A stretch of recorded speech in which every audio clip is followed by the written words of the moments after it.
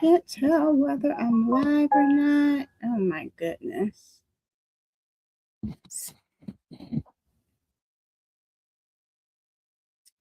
I think I'm live, but I don't see myself. You have to bear with me. Technology are not the best buddies, but your girl gonna get it together. Give me un momento. Let's see. My group page. Oh, there I am.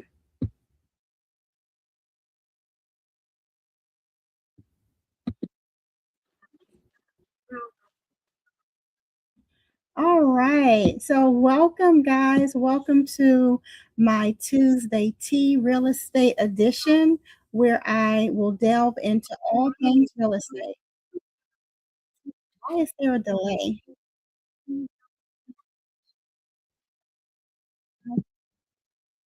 Let's see. Okay. Give me a second, guys. I'm going to try to share this to my group.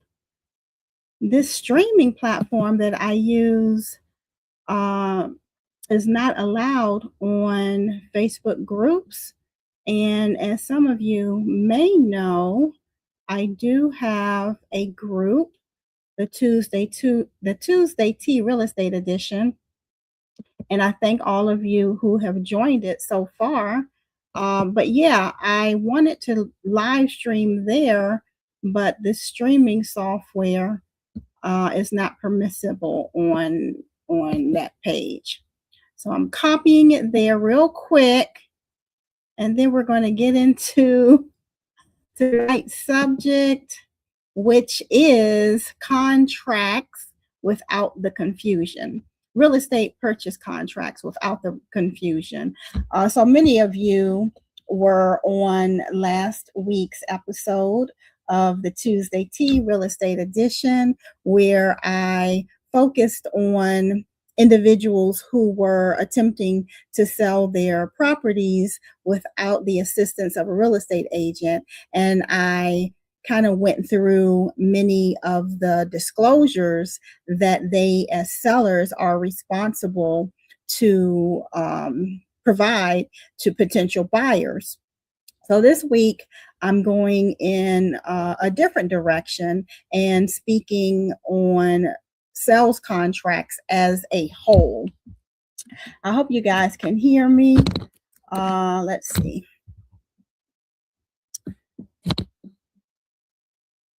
I'm not seeing anyone. I don't know. Last week it just seemed so much easier than this week.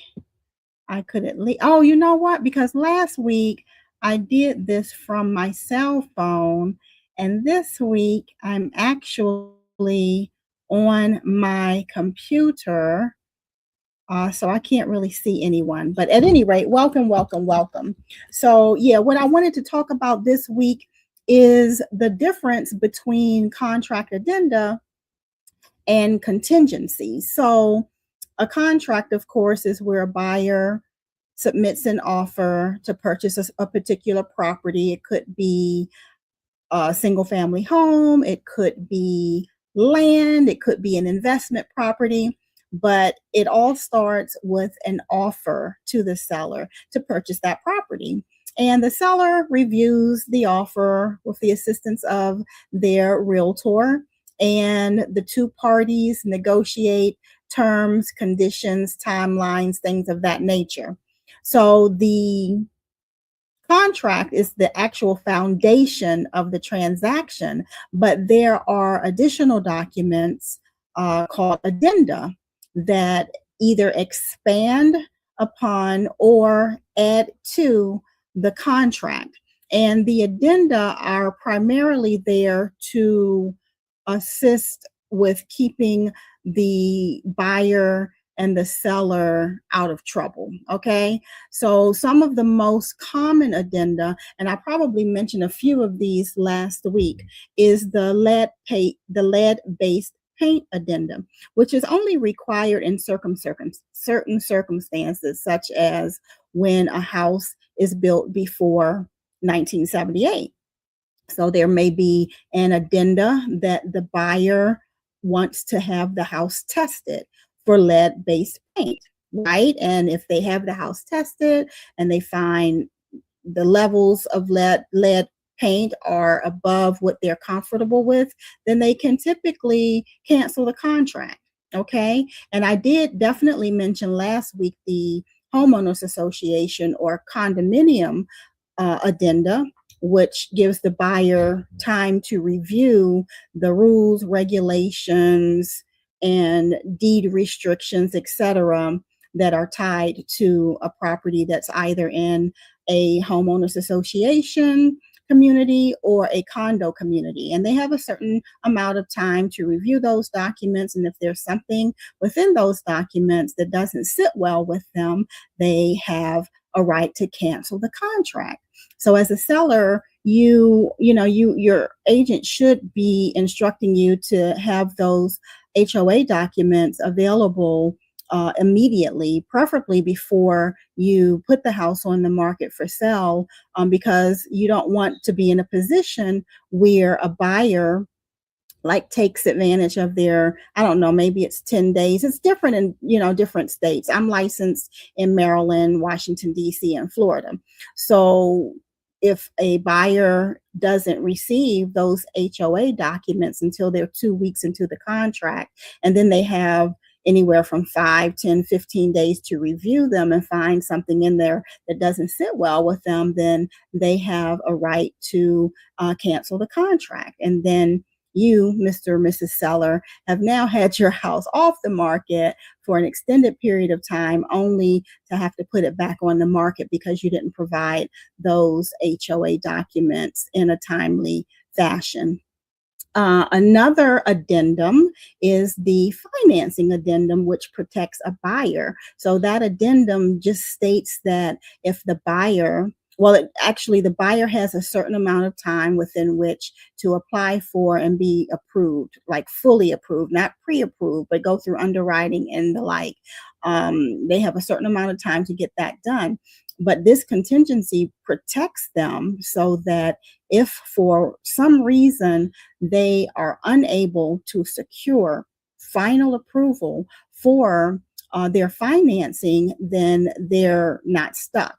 That's a reason for them to cancel the contract, in which case they would receive their earnest money deposit back, providing they didn't do anything purposefully to prevent the loan from being approved. Another addendum, actually, the appraisal gap addendum, this is pretty prevalent, especially when we're in a competitive market, a seller's market primarily. A buyer may execute a appraisal gap addendum. And what that basically tells the seller is that if the house appraises for, say, $10,000 less than the price that we agreed upon, I, Mr. or Mrs. Buyer, will cover the difference. I'll fix that gap and pay that $10,000 difference out of my own pocket, which they would have to do, because if they're obtaining a loan, then a lender will not loan for more than the house appraises for, right? And similarly, an escalation clause addendum, you see these a lot, especially when there are multiple offer situations, again, in a seller's market where sellers have the upper hand, inventory is really low, and the interest rates are low, inventory is really low, and you have all these buyers vying for your property, similar to what happened during COVID. A lot of times a buyer will add an escalation clause to their contract. So they're telling Mr. or Mrs. Seller, hey, my offer is $500,000. However, I'm willing to go up to $525,000 in increments of whatever number they choose. It could be 500, 1,000, but in increments that would get you, Mr. Seller, that much more than the offer that may have beat me out had I not included this escalation clause. So that was a bit tricky, but it's definitely in play during a seller's market. And so those are the primary addendum. Now, contingencies protect the transaction. So you may have a purchase contract that a seller and a buyer have come to terms on, but there are some contingencies. One of the most prevalent contingencies is a home inspection contingency. So, Mr. or Mrs. Buyer will enter into this contract. All the terms are, agreed upon, but Mr. or Mrs. Buyer will say, you know what, this me purchasing this property is contingent on me being satisfied with the results of a home inspection. So they'll hire a home inspector who will go and really take a microscope and look at every facet of the property to determine if there are any items that are in disrepair or if there are any safety issues. And if the homeowner is not satisfied with pretty much any portion of the inspection report, they have a right to cancel a contract. They also have a right to ask the seller to remedy any of the faulty items that the home inspector pointed out. And that just protects them so that they're not stuck having to purchase a home only to find out later that there are some serious issues with the condition of the property.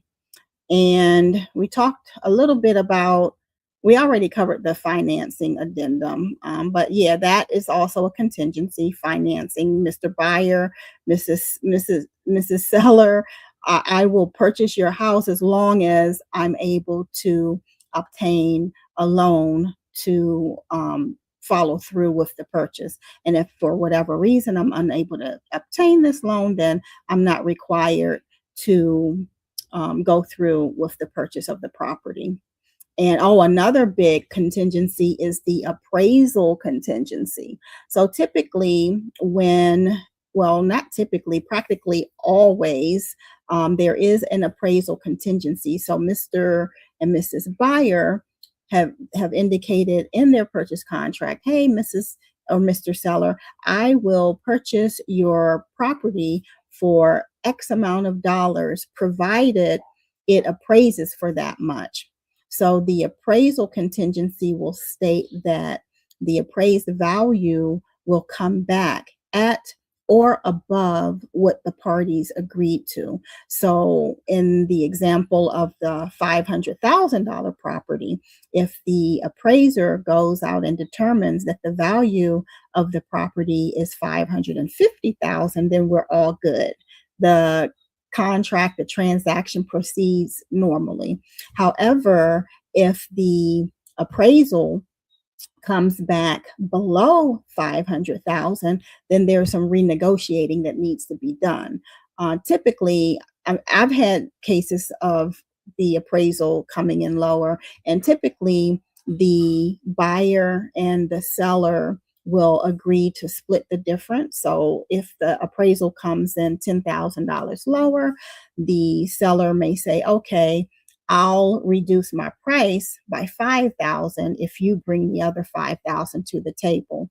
So that happens sometimes. Sometimes the buyer will bring the entire difference to the table.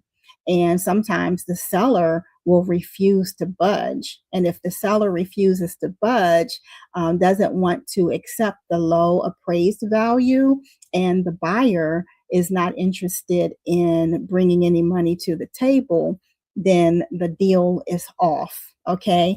And it's usually not in a seller's best interest to, appeal. It's typically not in their best interest to appeal an appraisal report, because I've never seen one that was overturned. But a seller definitely has a right to appeal the appraised value. Okay. And oh, here's a really good one too, the title contingency. So Mr. and Mrs. Buyer will indicate in their contract that I will proceed with the purchase of your property provided I'm able to get clean title.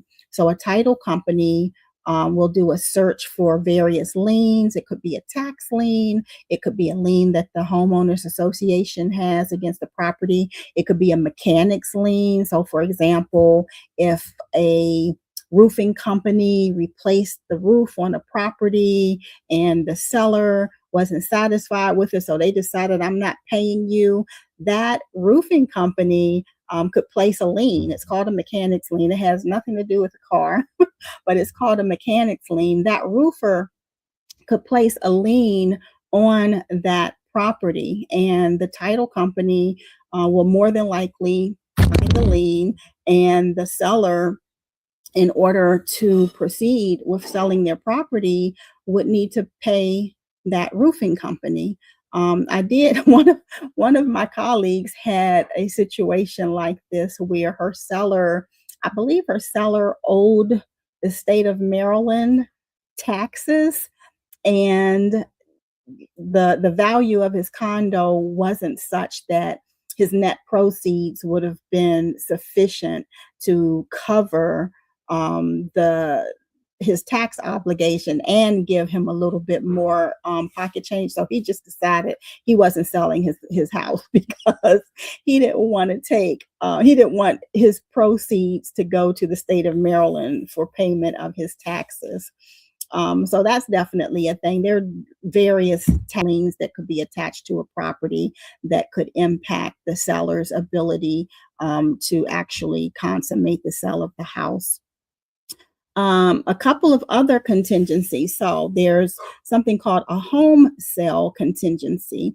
And this is where a buyer says, hey, Mr. and Mrs. Seller, I will purchase your property for this price, and agree to, they agree to all of the terms, but the buyer has a contingency that the home that they currently reside in must sell first, so that if they can't get a contract on the property that they're currently living in, because oftentimes they'll need the proceeds from the sale of that property to purchase the new home that they are under contract on.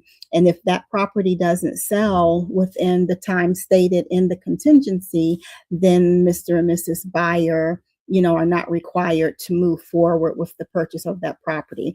And again, this is something that both parties would have to agree on. The seller and the buyer would have to agree. And on the flip side of that, there is also the home sale contingency. And I had a transaction like this in Florida a couple of years ago where my seller needed the proceeds from the sale of the house that I had listed for him in order to purchase the new house that he, desired. So it takes a lot of savvy skills to have a transaction like that not fall apart, because both parties are really at risk for either. A seller could be at risk for having his house off the market for an extended period of time, waiting for a buyer's current property to sell, and then it never sells. And then, of course, the buyer, if the seller has a contingency that they need to sell their home first, that puts them at risk of waiting around. But a savvy real estate agent would be able to handle it in a way and ensure that the documentation that supports both sides, so that no one ends up homeless, for example, is taken care of. And yeah, so I think that's it as far as the contingencies and the addenda. So if you all have any questions about any of this information that I just shared, please put them in the comments. I have got to learn more about this streaming software because I should be able to see your comments and I'm not able to see them. But do scan the QR code if you can see it in the upper right hand corner. That will take you to all of my contact information. And there's also a link there where you can schedule a complimentary strategy session to right size your home. And that's just a 30-minute call where I listen to your needs and your wants and answer your questions so that we could make whatever your real estate goals are a reality. So thank you so much for joining me this week. And I'll see you here next week at 7 o'clock for another edition of the Tuesday Tea Real Estate Edition. All right, have a good one and definitely leave your comments and I will respond to them. Feel free to send me a DM as well and enjoy the rest of your night. Take care.